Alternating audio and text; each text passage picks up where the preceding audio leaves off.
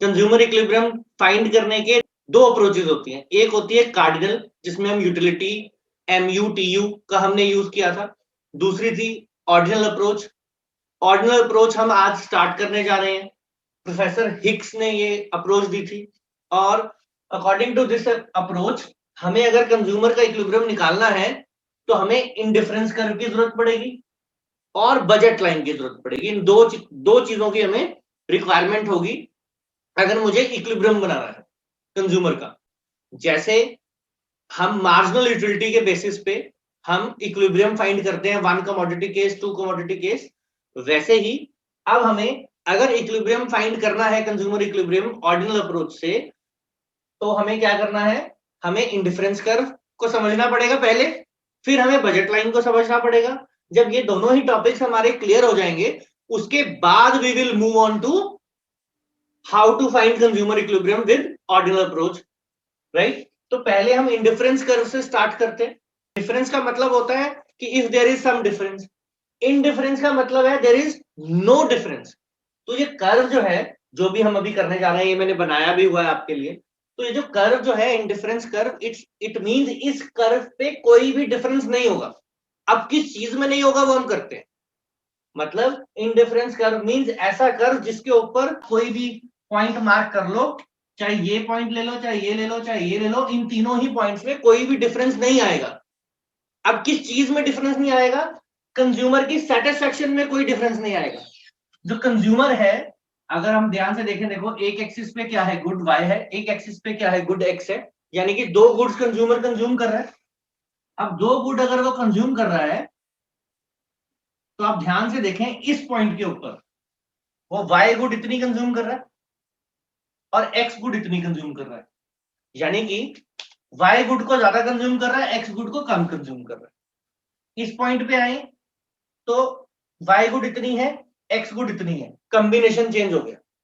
इस पॉइंट पे आए, गुड X इतनी कंज्यूम कर रहा है, गुड Y कम कंज्यूम कर रहा है, यानी कि बहुत सारे कॉम्बिनेशन है। ऐसे ही मैं कितने भी कॉम्बिनेशन बना सकता हूं ऐसे डॉट लगा के इसके ऊपर। तो इनडिफरेंस कर्व क्या है?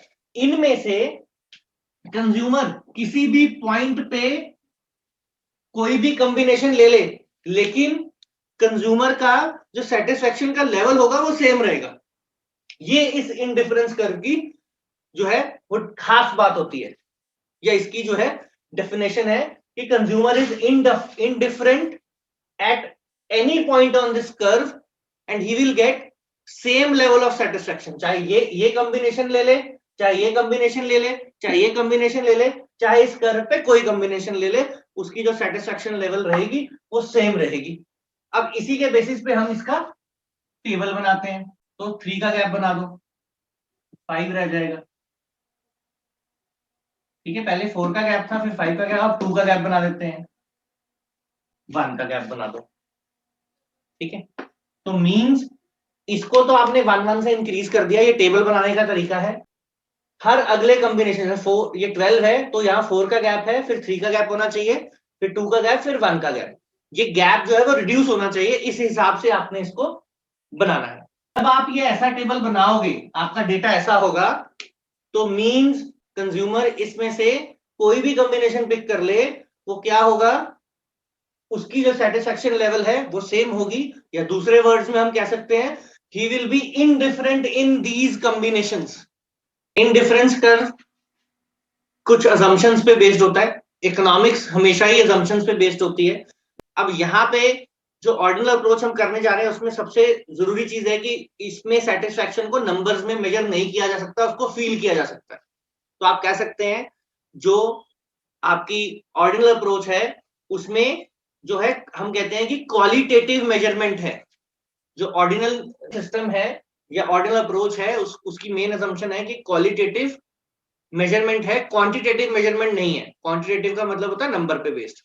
फिर जो मार्जिनल रेट ऑफ सब्सटीट्यूशन है, MRS means marginal rate of substitution, ये डिमिनिशिंग होता है। अभी आप इसको बस इतना याद रख लेंगे, नेक्स्ट क्लासेस में हम इसको फर्दर डिस्कस करेंगे, डिटेल में करेंगे क्यों डिमिनिशिंग होना चाहिए। अभी आपने ये समझना है असम्पशन हमारी क्या है कि मार्जिनल रेट ऑफ सब्सटीट्यूशन जो है वो क्या होता है, डिमिनिशिंग होता है।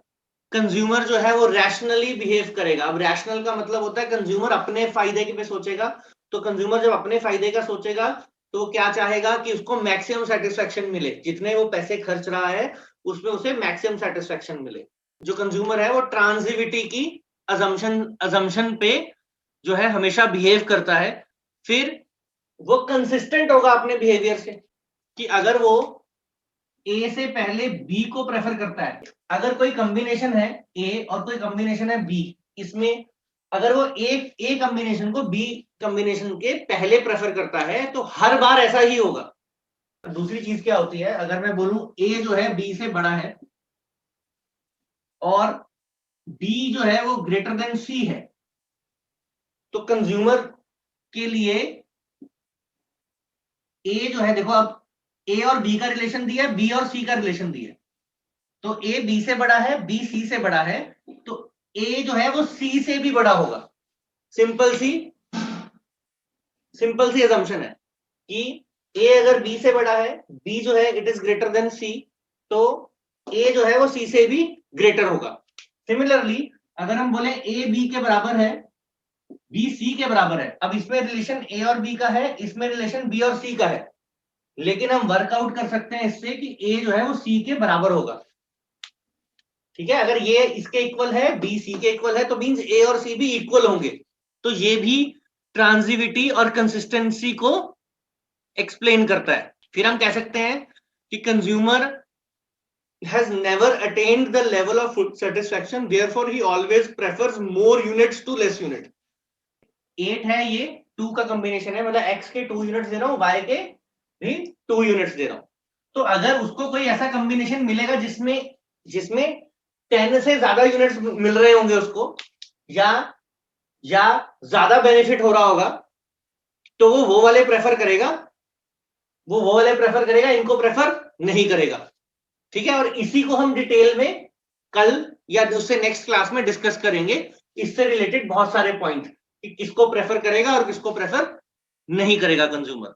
हमेशा और हमेशा टू कमोडिटीज से रिलेटेड ही इंडिफरेंस कर्व होता है। दो एक्सिस है हमारे पास, तो ग्राफ के अंदर दो ही एक्सिस को हम दो ही एक्सिस में दो ही गुड्स ले सकते हैं। एक तरफ जैसे राइस ले लो, एक तरफ व्हीट ले लो, एक तरफ एप्पल ले लो, एक तरफ ऑरेंजेस ले लो, आपकी मर्जी, कॉम्बिनेशन जो मर्जी ले लो। पर इंडिफरेंस कर्व एनालिसिस जो है हमेशा और हमेशा 2 गुड्स के लिए होगा, 3 गुड्स के लिए आप नहीं कर सकते।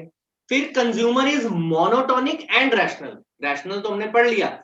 अब ये मोनोटोनिक क्या होता है? मोनोटोनिक का मतलब भी यही होता है कि he will prefer more to less. अगर उसको किसी चीज के ज्यादा यूनिट मिलेंगे तो हमेशा वो उसको प्रेफर करेगा रेदर देन जिसमें उसे कम यूनिट मिल रहे होंगे। बहुत सिंपल सी असम्पशन है।